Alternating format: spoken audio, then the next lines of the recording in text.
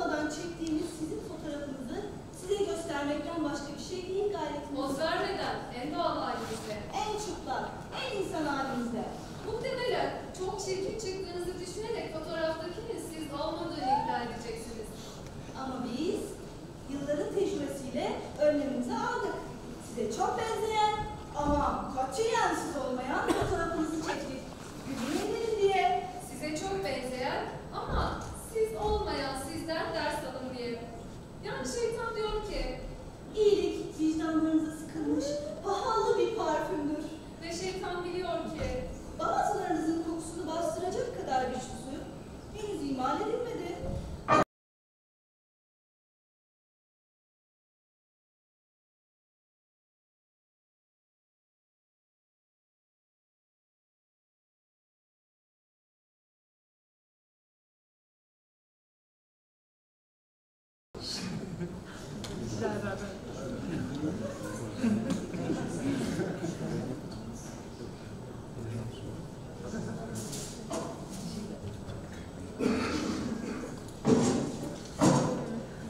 Of Allah'ım of!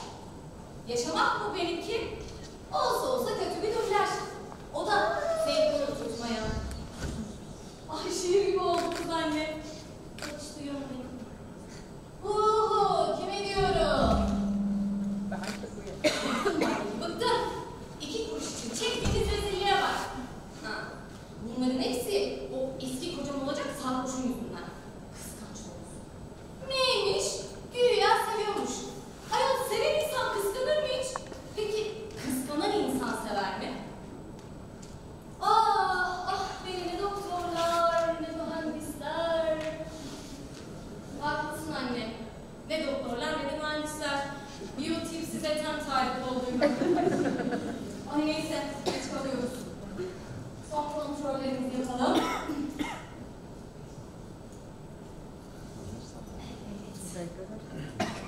Bir adet göz yaşartıcı sprey, minibüste dayak yememek için bozuk para, havuçlar karşı kalın don, yan mahiyetinde bir adet bali, kalem süslenmiş bir adet çakı, kapkaççılara karşı spor ayakkabılarımızla giydik. Hadi ben hazırım gidelim. Anne ben hazırım diyorum. Anne. Anne? Ay yoksa... Anne? Anne? Ölmüş! Aman Allah'ım! Zavallı kadın son dakikalarını beni dinleyerek için. Ben bir katilim. Eğer bu kadar konuşmasaydım şimdi bankaya gidip maaşı çekmiştik bile. Anneciğim ya! Ben sensiz ne yapayım? Kim bilir? Şimdi sen onsuz neler yaparsın? Durmayın! Teslim oluyorum! Sen de kimsin be? Ben senin nefretinin nişanlıyım tatlım. Şeytan! Yani çözüm ortağı desek daha doğru olur. Oh sen kimsin? Şurada anne böyle daha 2 dakika olmuş. Ağız tadıyla yas tutmamışım. Karşıma geçip de felsefe yapma. Ayrıca o iğrenç çizmelerle salonunda gezemezsin. Çıkar onları. Ay şuna bak. Neyse sen bunları boş ver de. Düşünsene bugün senin en mutlu günün.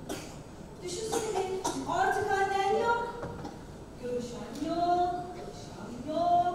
Eğilen yok. Oturduğu yere işeyen, işediği yere oturan bir kadın artık yok. Yo yo. Beni kandırmana izin vermeyeceğim. Ah insanoğlunu kandırmak ha. Tatlım. Bunu ben bile başaramam.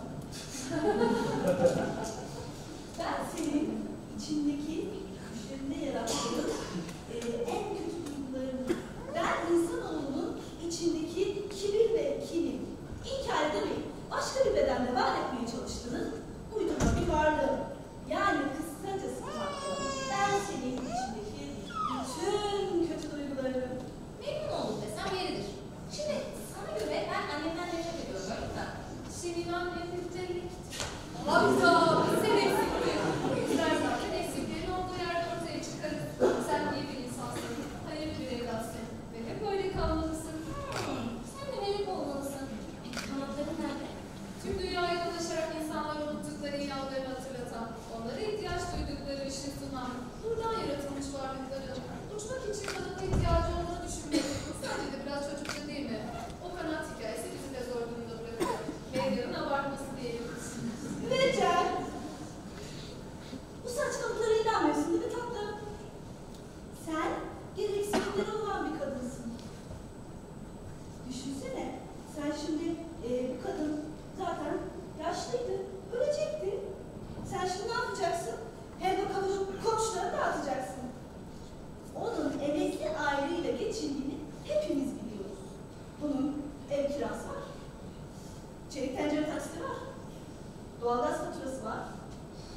hepsiyle geçtim.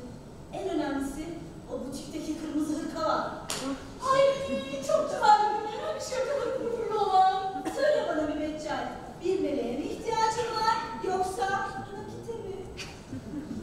Anne böyle veremezsin. Bu kadar yaklaşmışken olmaz. Bari şu maaşı çekseydik de ondan sonra. Aman Allah'ım. Neler söylüyorum ben? Ya sen niye karıştırıyorsun? Güzel biliyordun. Beccal, insan tasarım aşamasındaki bir varlıktır ve ancak yaptıklarıyla tamamlanabilir. Her şey senin elinde. Bak, işte bu çok doğru. Her şey senin elinde. Aç kalmakta, kafanı kullanıp huzur içinde yaşamakta. İyi de ben ne yapabilirim ki? Sen ki yaratansın gözünün gördüğü her şeyi. Düşünsene, beni bile yaratan sensin. Ya o konuda haklısın aslında. Bence düşünsem bir şeyler bulurum. Hadi ben düşüneyim. Fikrim geliyor. Az kaldı. Geliyor. Fikrim geldi.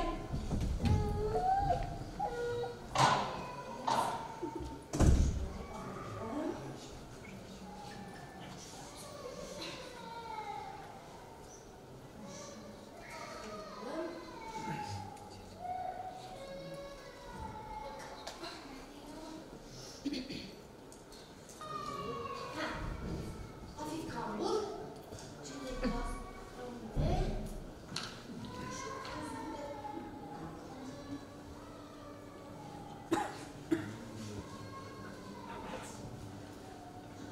Müveccih! Gidin kör olmasınız! Gidin yıkamadın morlarımı! Mübeccel, iyi hoş gidiyorsun da. Bu kadını burada mı bırakacaksın? Ne yapacağım canım? Onunla yanında götürecek halim yok ya. Ay çıldırtma beni. Hiçbir film izlemedim. Şu arkadaki dolap ne güne duruyor?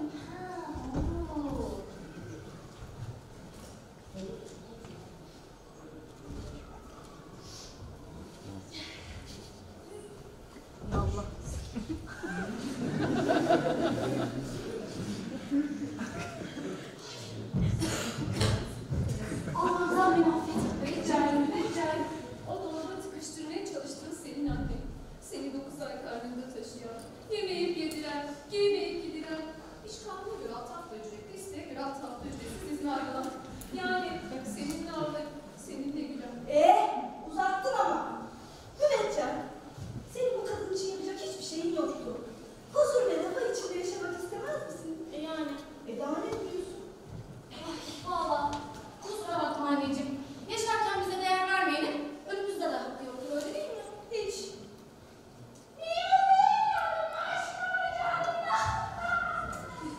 Evet, ortalamadan düşük oyunumuzu Türk kahramanları, cesaretle alakası olmayan kahramanlıklarıyla onlara özel kılan. Yani içimizden biri oluşları. Örneğin hikayemizin kahramanı Beccal, annesine benzetilmesinin nakite dönüşebileceğini tahmin etmemişti. Bunu onun yerine akıl eden yazarımız sayesinde suç dünyasına ilk adımını atmıştı. Gelelim hikayemizin diğer kahramanı.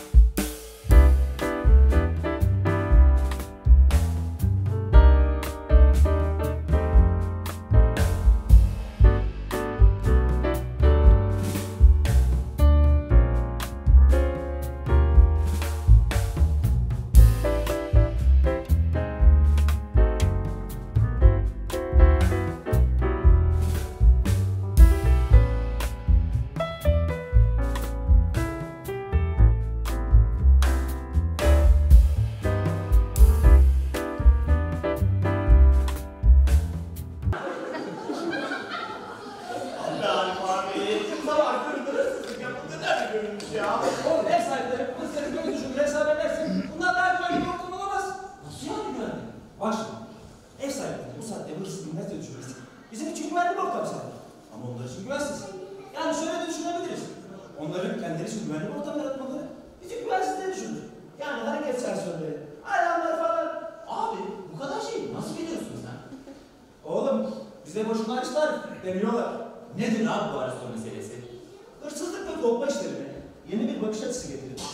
Kendi tarzımı oluşturmam nedeniyle ünlü Yunan filozofu Usta Aristoteles'e benzerliğinden dolayı bu yakıştırma bana hasıl oldu. Sen neymişsin be Arif abi? Pardon, Aristo Arif abi. Hayda kim çıktı bu?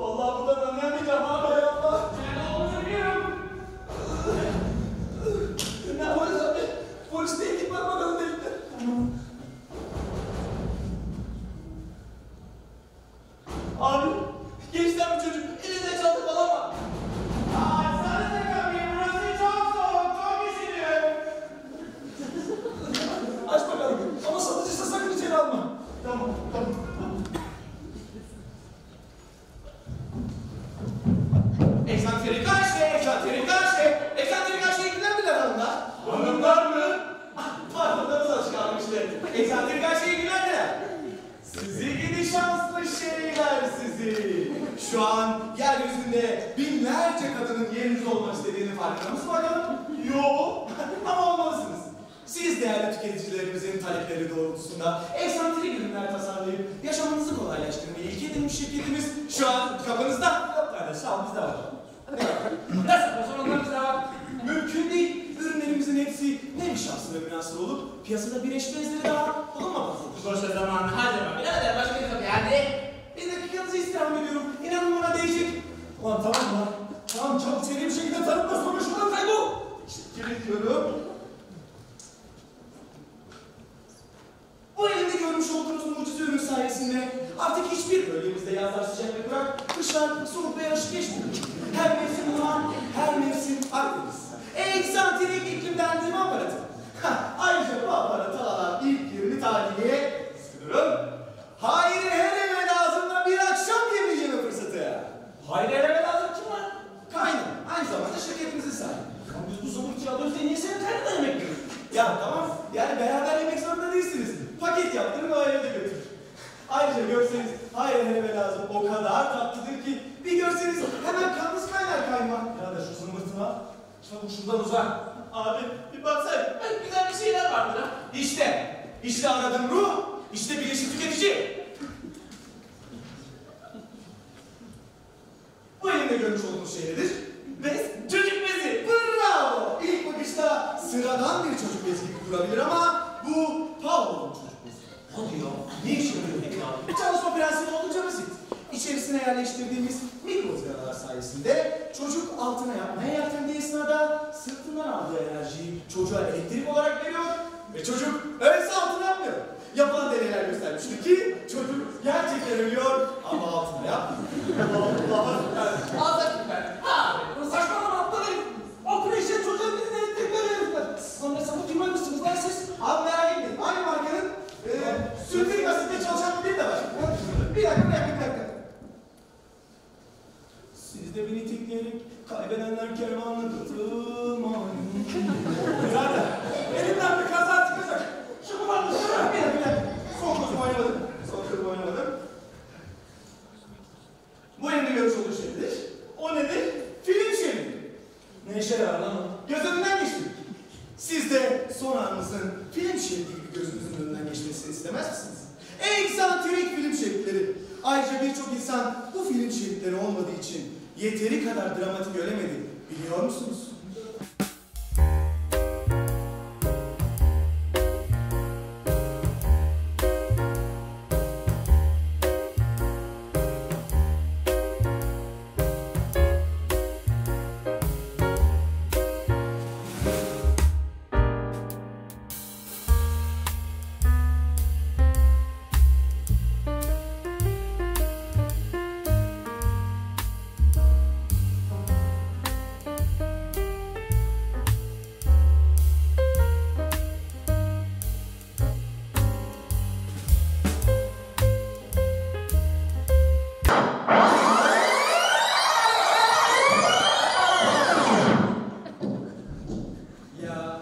Aslında hep böyle bir şeysin. Biliyor musun abi? Birader, onu bunu bırak da. Sende hafifletici neden var mı? Ne bakımdan? Yani nefsi müdafaa ne dersin? Olur mu abiciğim böyle şey? Ne demiş haliyle lazım? Nefsi müdafaa yok. Hepsi müdafaa vardır. O temel senin en kıymetli hazinendir. İstikbale dahil. Bizde fazla oksijen var mı oğlum? Niye ki abi? Biraz daha şu arkadaşa fena dalacağız da. Oksijen tüpü yok ama istersen uygun fiyata. Çıkma. Bir dakika. Siz benim kim olduğumu biliyor musunuz? Kimsin lan sen? Kimsin? Ben ki temsili günlerde temsili düşmanları püskürtmüş, temsili kahramanlardan biriyim. Temsili de olsa bir şekilde bu kahramana davranamazsın böyle. Abi. Doğru söylüyor bak bu çocuk. Lan tamam lan. Tamam lan ne satıyorsan bir tane bırak. Sonra şuradan çık git lan.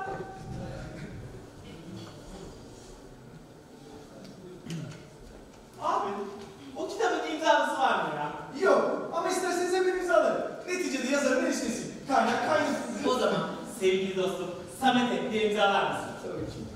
Aferin Samet. Kimlik numaranı verseydin adama. Pardon abi. Kardeş şey yazar. Sevgili dostlarım Arif de Samet'e sevgilerim. Tamam lan tamam dur. Kitap. Ama borcumuz ne kadar? 750 lira abi. Oha! Resmen soygun lan bu. Aşk olsun abicim. Yani şimdi bunları mağazadan almaya kalkmışsın. Lan ne diye gidip böyle saçma sapan şeyleri mağazadan alalım. Hem hangi sapık mağaza böyle şeyler satar? Al lan şu 500'ü. Kaybol şuradan. Abi valla geç kurtarmıyor. Buradan gelişine düşebileceğim sana. Hiç gerek yok canım. Egzantrik her şeyi bilen hanımlar. Hala. Yeni bir şeyler gelirse uğra mutlaka. Hadi be selamlar.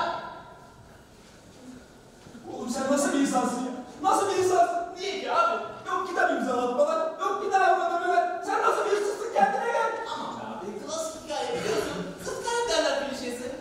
Bırak şimdi içeri çalmayı.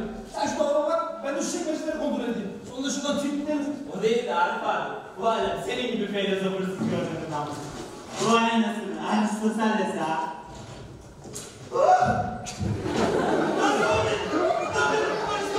Arayın lan! Samet! Dur lan! Kaç! Öldü mü? Nereden çıktı lan bu? Dolapta ne işler var bu? Ne bileyim abi. Biz gelince korkutsa konuşulan olmaz. Nasıl alacağız oğlum şimdi biz? Kaçalım. Kaçalım mı? Nereye kaçıyoruz oğlum? Nereye kaçıyoruz? Yurt dışına kaçarız. Sağlık kızımızları hazırladık mı? Gemiyle birkaç saatte geride bırakırız her şeyi. Olmadı gittiğimiz ülkenin vatandaşı oluruz. O da mı olmadı? Siyasi sığınma talep ederiz. O da mı olmadı? Hollanda'ya gider evleniriz abi. Bundan sonra da siyasi sığınma talep ederiz. Lan Amerikan prodüksiyonu bu. Olur abi böyle şeyler. Sen biliyor musun? Hindistan'da inekler teklif ediyor. Bizim ülkemizde olmuyor böyle şeyler. Geçen gün televizyonda izledim. Bırak şimdi sosyal mesaj verme. Birini öldürdük, ne halt edeceğiz? Öldürdük mü? Öldürdük derken abi. Bu çoğulsuz evlatları hakkında nereden? Ulan yardım et demedin mi? Tutup kadıncağızın kafasına mı vur dedim ben sana? Zavallı kadıncağız nasıl korkmuştur şimdi. Rahat içinde uyuyor. Adalet suçların cezasını verecek. Devletine güven. Ne diyorsun sen be? Aman yani. Hem hafifletici sebepler var. Kadın zaten yaşlıydı, ölecekti. Ben sadece süreci hızlandırdım falan der. Yaparsın sen bir şeyler. Lan sen beni aptal sanıyorsun galiba. Hafifletici sebepmiş. Hırsızlık ve hafifletici sebep. Bu bunun sonunda hikmete gitsin. Kral Bey Samet. Abi işte senin sorunun bu. Asabi. Doğru bak. Asabi. O da hafifletici sebep sayılır. Kız ulan sesini. Abi ben seni en çok hangi yönünü seviyorum biliyor musun? Hangi? Kuzey! En çok kuzey yönünü seviyorum abi. Böyle cepheden, yüz yüze. Yanlış anlama. Güneyinde en az kuzey kadar gider var. Patatesi Samet. Haşlanmış patatesi. Yine çiğne insan oldun sen. Hayda kim şimdi bu? Ben bakarım. Saçmalama aptal herif. Ne şeyler anlar sesi geliyor. Şimdi gülüyorlar. Ne yapacağız şimdi? Kaçalım. Nereye? Şu dokuzda olmasak ne ya? Bunu ne yapacağız? Şuraya koyalım.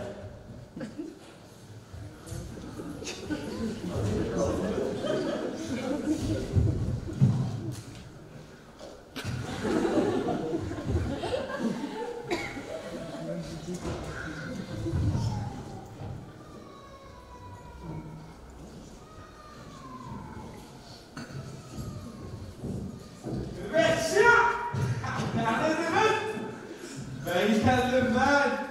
Yeter. Hocam. Kız. Gel küçük lavabo. Pardon anneciğim. Seni görmedim ya. Ay dedim şakası olsun. Sana anneciğim demeyecektim. Ne o? Şikayetçi ne gibisin? Halbuki şikayet konusunda epey bir geniş repertuara sahipsiniz canım. Ay. Neyse anneciğim. Sen nasılsın? Yüzüne renk gelmiş senin ya. Şehir nerede? Müvecceh. Eski karım. Ne anne? Hala küs müsün bana? Ya biliyorum anneciğim, seni de üzdüm, karımı da üzdüm. Ama bak vallahi çok pişmanım. Gördüğün ama ya hala cevap vermiyor. Anneciğim bak, eski de olsa bir damada karşı bu kadar trip atmak bir kaynana bünyesine ağır gelir. Alo, anne! Anne kim var orada? Mutfakta biri mi var? Mübeccel!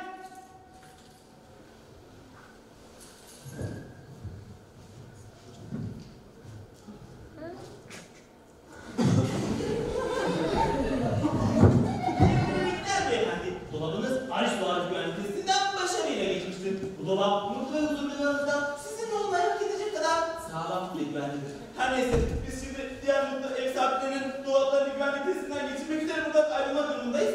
Faturayı ver adresimize göndeririz kadar var. Kimsiniz lan siz? Ulan simit ve sınırı mı kontrol ediyorsunuz lan dolapları siz? Kimsiniz oğlum siz? Abicim biz Avrupa Birliği arifesinde 3 yabancı bulundurma hakkımızı kullanıyoruz. Yok canım yok yemezler. Yemezsin değil mi abicim? O zaman şey desek, musluk tamircisi, postacı olmadı mı? Tüpçü, o da mı olmadı? Kaldırın adam, pertel adam, başka ne olabilir? Tüpçü!